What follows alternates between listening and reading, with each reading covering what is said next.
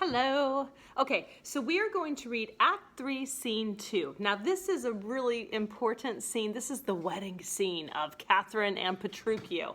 Now, the wedding is in this scene. We actually never are in the church for the wedding, but we hear all about it, so that's kind of cool.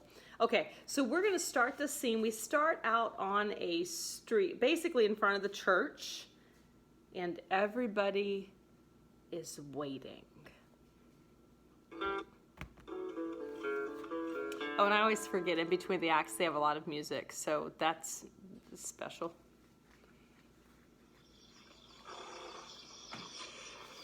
Signor Lucentio, this is the appointed day that Catherine and Petruchio should be married, and yet we hear not of our son-in-law. What will be said?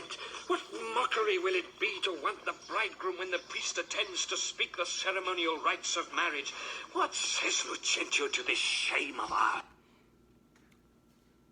It's the wedding day. Everybody is at the church. Catherine is in her dress. She looks gorgeous. Everybody is here. All the guests have arrived. Everyone is in their place, except Petruchio. Petruchio hasn't shown up yet. What in the world is happening? No shame but mine. I must, forsooth, be forced to give my hand opposed against my heart unto a mad brain, rudesby, full of spleen, who wooed in haste and means to wed at leisure. I told you, he was a frantic fool, hiding his bitter jests in blunt behavior, and to be noted for a merry man, he'll woo 1,000, point the day of marriage, make friends, invite and proclaim the banns, yet never means to wed where he hath wooed. Now must the world point at poor Catherine and say, lo, there is mad Petruchio's wife. If it would please him, come and marry her. Okay, so Catherine is not handling the situation very well. Now, first of all, her dad, Baptista, is like, gosh, I hope Lucentio isn't worried about this. Remember, Lucentio is the one who's offered for Bianca, and he has a lot of money. And so Baptista is like, oh no, hope he doesn't think we're low class just because Catherine's husband hasn't shown up to marry her. Oh dear. And then Catherine's like, your shame, it's my shame. I'm the one standing here on the church steps. My husband's nowhere around. I told you it was too fast. I told you he was crazy. I told you all of that, and you went ahead and you agreed to this. And now he's not even here, and he's making me look like a fool. And I don't like that. It's good, Catherine, and Baptista too. Upon my life, Petruchio means but well. Whatever fortune stays him from his word, though he be blunt, I know him passing wise. Though he be merry, yet withal he's honest. Would Catherine had never seen him, though! Oh, she runs off crying. Girl, I cannot blame thee now to weep. For such an injury would vex a very saint, much more a shrew of thy impatient humour. Okay, so Baptista's like, oh, for sure. Catherine, go cry it out, man. For sure. This is terrible. Like, I mean, you know, you're a pretty angry female all the time, and like a really nice, sweet girl would have handled this with tears and sadness. So you have held it together so well, Catherine, and yeah, you deserve a good cry right now, for sure. Master, old news and such news as you never heard of. This is Biondello, who is Tranio's servant. Remember, he's actually like Lucentio's servant, but he's acting like he's with Tranio. Okay, so he's coming in to give them news. Maybe news about Petruchio. Oops, sorry. New and old too? How may that be? Why, is it not news to hear of Petruchio's coming? Petruchio's on his way. No, sir. What then? He is coming. When will he be here? When he stands where I am and sees you there. But say what to thine old news? Hey? Oh, why, Petruchio is coming in a new hat and an old jerkin, a pair of old breeches thrice turned, a pair of boots that have been candle cases, one buckled, another laced, an old rusty sword taken out of the town armoury with a broken hilt and chapeless with 2 broken points, his horse hipped with an old mothy saddle and stirrups of no kindred, besides, possessed with the glanders and like to mose in the chine, troubled with the lampas, infected with the fashions, full of wingles, sped with the spavins, ray with the yellows, past cure of the 5 stocks, spoiled with the swaggers, benorn with the bots, swayed in the back and shoulder shotten, near leg before, and with a half-cheek bit and a headstall of sheep's leather, which being restrained to keep him from stumbling, hath been often burst, and new repaired with knots, one girth 6 times pieced, and a woman's crupper of velour, which hath 2 letters for her name fairly set down in studs, and here and there pieced with packthread. So Petruchio is going to get his clothes and everything for the wedding from Venice. So usually whenever you dress up for your wedding, you probably try not to look like a hobo or a troll, okay? You try to look reasonably decent, okay? Petruchio doesn't seem to know this social norm. So Petruchio looks terrible. He has on a new hat. So he bought a new hat. That is something. He has on old jerkin, a pair of old breeches, thrice turned. So I think they turned these turned inside out in order to get more wear out of them. So hey guys, there's like a cool custom. If you ever have worn your pants out a lot, just turn them inside out and then you can get more use out of them. Awesome. He has, let's see, a pair of boots that have been candle cases. So that's not great. One's buckled, another's laced. So one boot has a buckle, one has laces. It's laced up. So they don't match. The boots don't match.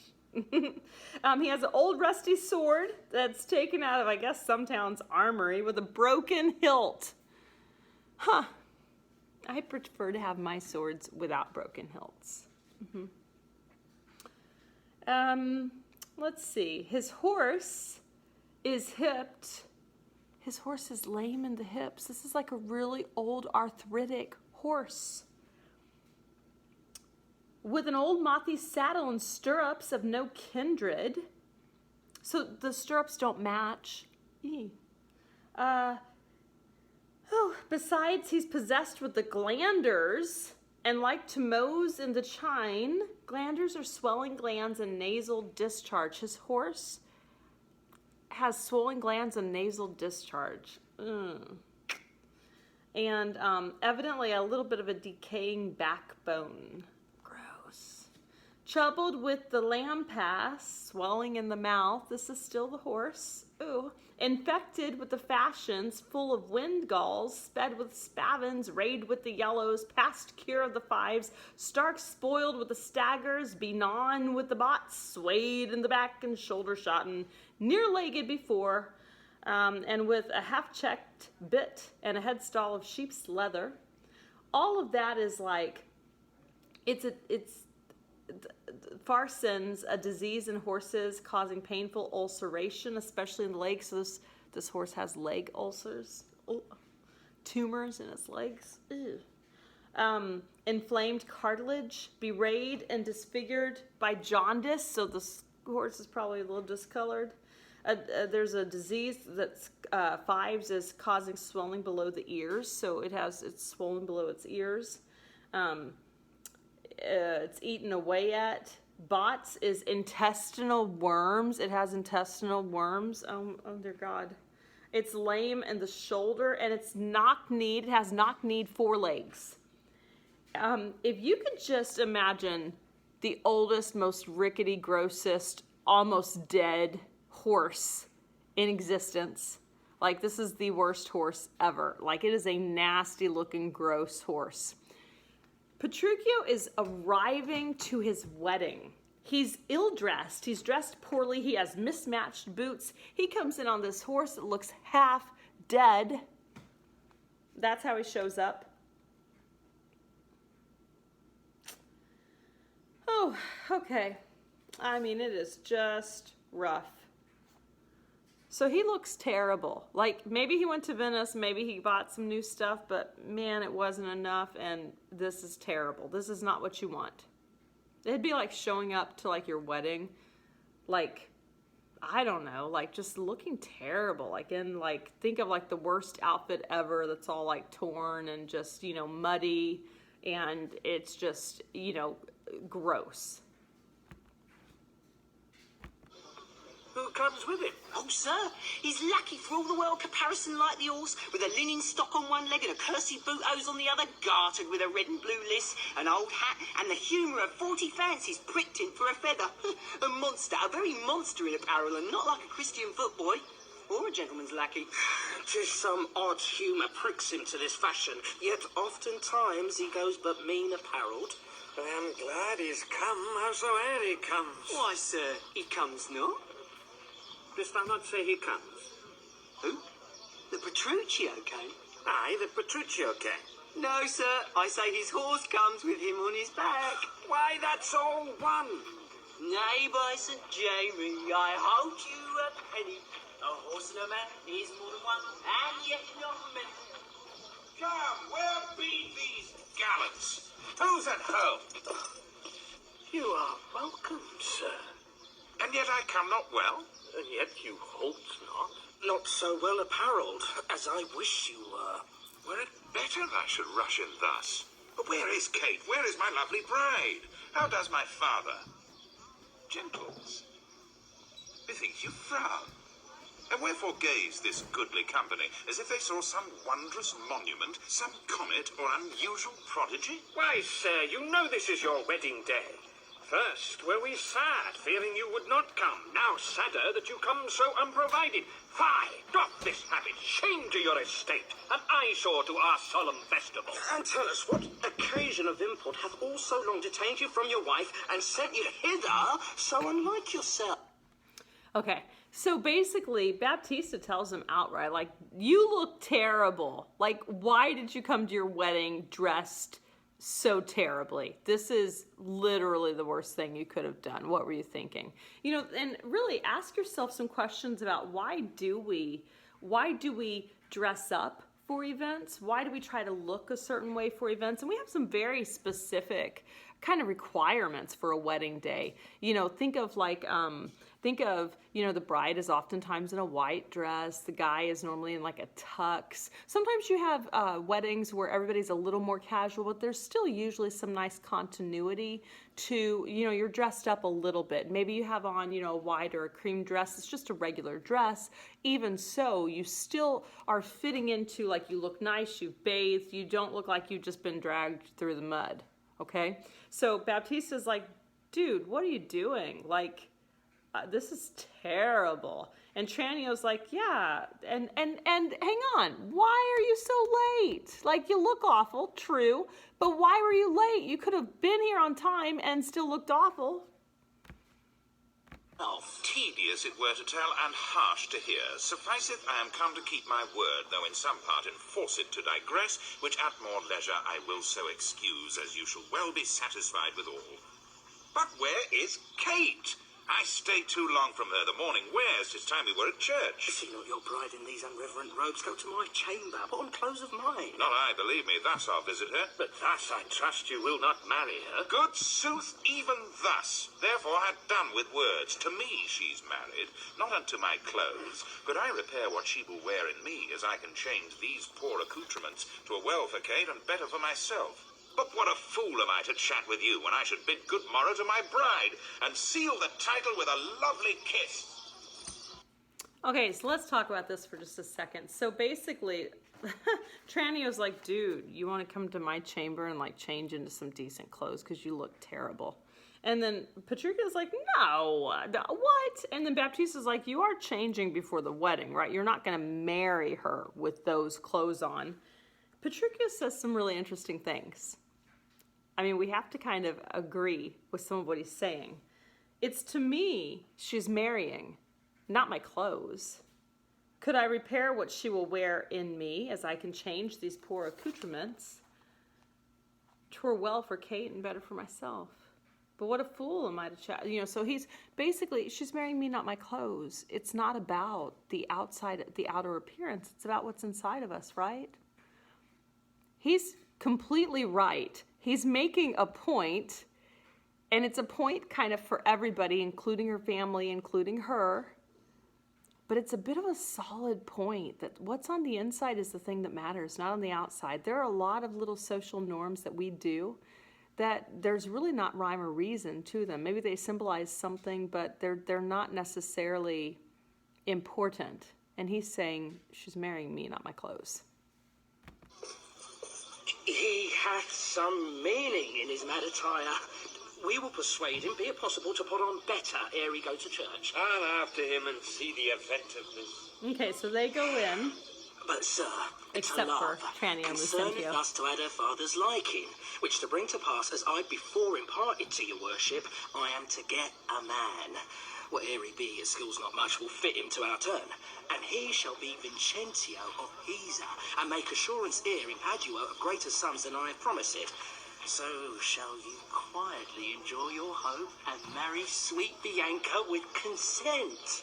Were it not that my fellow schoolmaster doth watch Bianca's steps so narrowly, 'twere good, methinks, to steal our marriage, which once performed, let all the world say no. I'll keep mine own, despite of all the world. Oh, that by degrees we mean to look into, and watch our vantage in this business.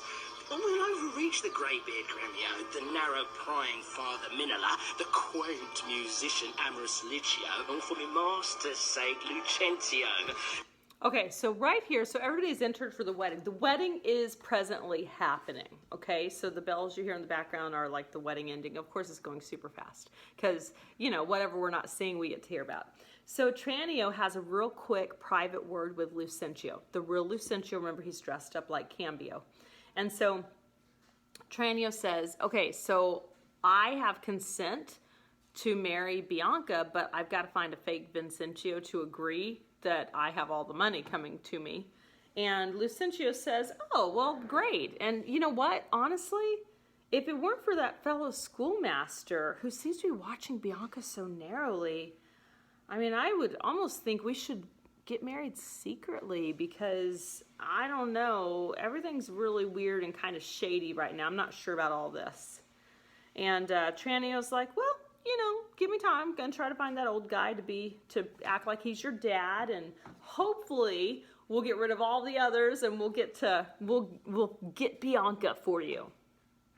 Okay, so right now, Gremio, the old guy, the pantaloon, he's about to come out of the church. He is gonna tell us what happened at the wedding. It's awesome. Signor Gremio, come you from the church? As willingly as ere I came from school. And is the bride and bridegroom coming home? A bridegroom, say you? 'Tis a groom indeed, a grumbling groom, and that the girl shall find. Curser than she? Why, 'tis impossible. Why, he's a devil, a very fiend. Why, she's a devil. A devil, the devil's dam. Tut, she's a lamb, a dove, a fool to him. I tell you, Sir Lucentio, when the priest did ask if Catherine should be his wife, "Aye, by Gog's wounds," quoth he, and swore so loud that all amazed the priest let fall the book. And as he stooped again to take it up, this mad-brained bridegroom took him such a cuff that down fell priest and book and priest. "Now take them up," quoth he, "if any list." What's... Okay, so listen. So Gremio comes out and he's like, he's just like, he can't even hardly describe what he's just seen. Tranio's like, dude, did you just see the marriage? And he's like, I mean, I guess, yes, I did. And he says, man, that bridegroom is crazy and cursed. And Tranio's like, cursed her than she? That's impossible. And he says, no, he's a devil. He is a fiend straight from hell. And Tranio's like, well, yeah, but she's the devil's dame, you know. And Gremio says, no, she's like a lamb, a dove, compared to Petruchio. Nobody really calls Catherine a lamb and a dove, but Gremio just did. So he tells him the priest asked if Catherine should be his wife, and Petruchio spoke up and said, aye, by God's wounds, he swore in church. He said, by God's wounds in church. That's a no-no. And then he swore so loud, the priest dropped the Bible. He dropped the Bible on the floor. He bends over to try to pick it up.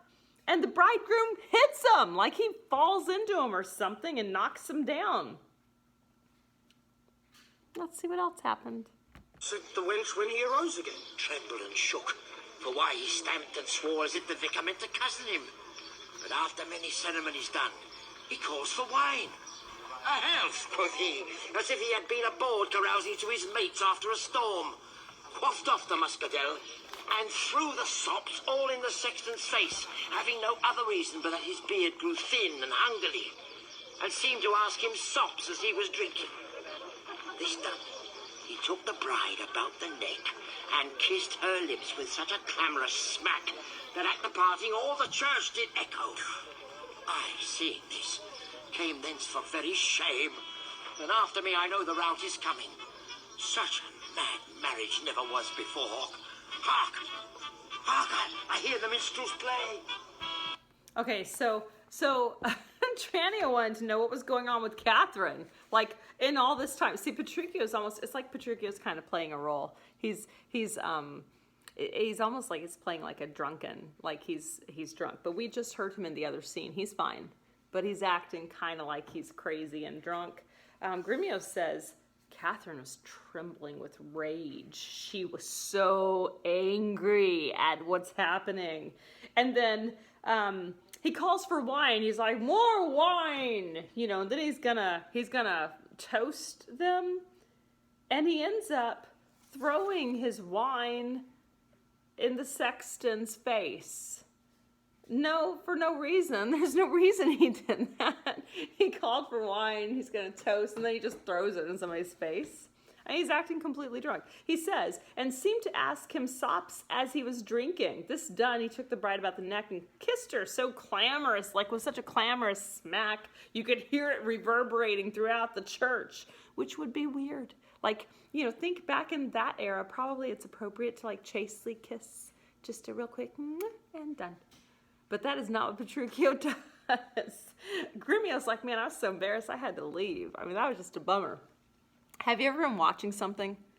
Maybe it's a performance or something, and somebody's really embarrassing him or herself, like they're doing terribly. And you're like, oh no, oh dear. Like it's like you want to get away. Well, Grumio got the heck out of there because terrible. And then he's like, oh my gosh, they're coming out of the church. Here they are.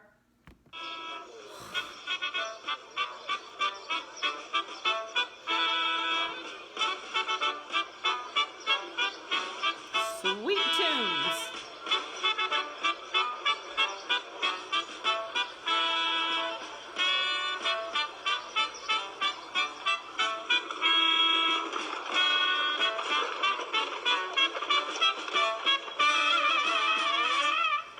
Gentlemen and friends, I thank you for your pains.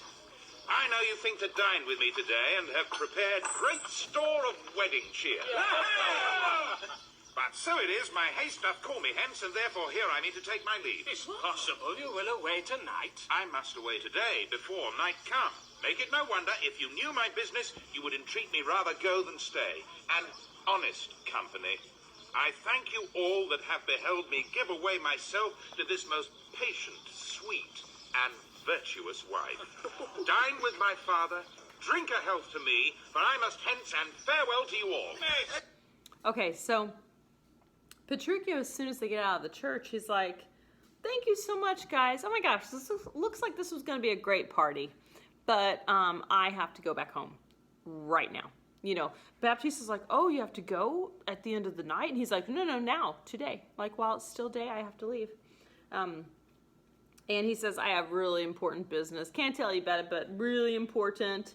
And so thank you so much for coming to our wedding. Me marrying this wonderful, virtuous, sweet, kind woman. And be sure you guys drink to our health and celebrate. Have a great time. Let us entreat you stay till after dinner. It may not be. Let me entreat you. It cannot be. Let me entreat you. I am content. Are you content to stay? I am content you should entreat me stay, but yet not stay and treat me how you can. Now, if you love me, stay. Grumio, my horse. Aye, sir. They be ready. The oats have eaten the horses. Nay then, do what thou canst. I will not go today. No, nor tomorrow, nor till I please myself. The door is open, sir. There lies your way. You may be jogging whiles your boots are green. For me, I'll not be gone till I please myself. 'Tis like you'll prove a jolly surly groom that take it on you at the first so roundly. Oh, Kate, content thee, prithee, be not angry. I will be angry. What hast thou to do? Father, be quiet. He shall stay my leisure. Okay, so listen. So, Tranio says, let us entreat you to stay till after dinner, and Petruchio says, it may not be. Grumio says, let me entreat you. Petruchio says, it cannot be. Catherine says, let me entreat you. Petruchio says, I am content. She says, oh, duh. Content to stay? He says, content you shall entreat me to stay, but yet not to stray. Entreat me how you can. And she says, if you love me, we'll stay. And he's like, Grumio, my horse. And then she says, listen, you can go. I don't care, but I'm staying. She says, I'm not leaving till I please myself. And she says, feel free to leave, don't care. Happy, sir, now it begins to work. Gentlemen, forward to the bridal dinner. I see a woman may be made a fool if she had not a spirit to resist. They shall go forward, Kate, at thy command. Obey the bride, you that attend on her. Go to the feast, revel and domineer. Carouse full measure to her maidenhead. Be mad and merry or go hang yourselves. But for my bonny Kate, she must with me. Nay, look not big, nor stamp, nor stare, nor fret. I will be master of what is mine own. She is my goods, my chattels. She is my house, my household stuff, my field, my barn, my horse, my ox, my ass, my anything. And here she stands. Touch her, whoever dare, I'll bring mine action on the proudest he that stops my way in Padua. Grumio, draw forth thy weapon, we are beset with thieves. Rescue thy mistress if thou be a man. Fear not, sweet wench, they shall not touch thee, Kate. I'll buckler thee against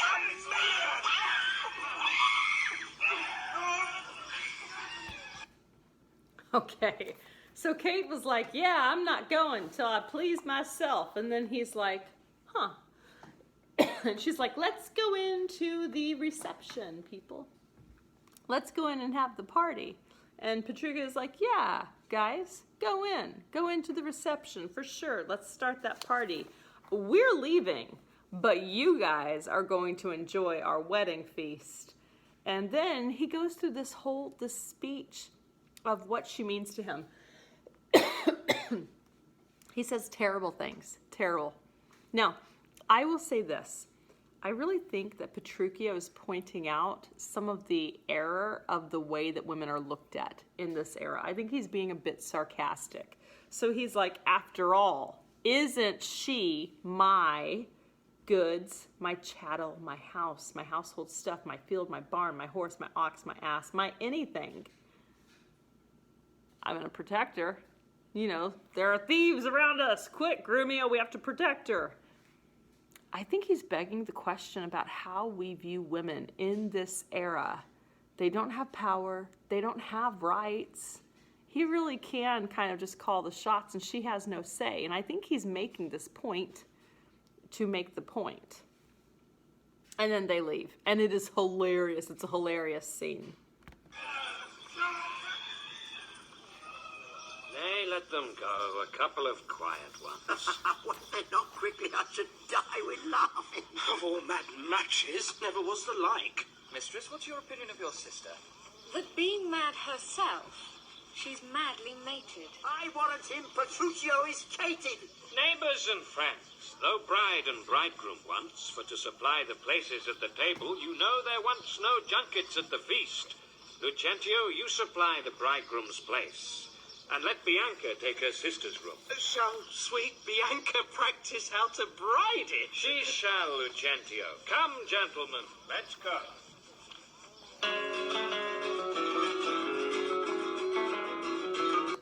So they're all kind of mocking Catherine and Petruchio, as they leave. And even like Lucentio, remember he's the schoolmaster, he says, "Mistress, what's your opinion of your sister?" And she says that being mad herself, she's madly mated. And they all just think, that's hilarious. Wow, they are just really crazy. Well, they're going to go on in and have the feast, their wedding feast, without the bride and groom.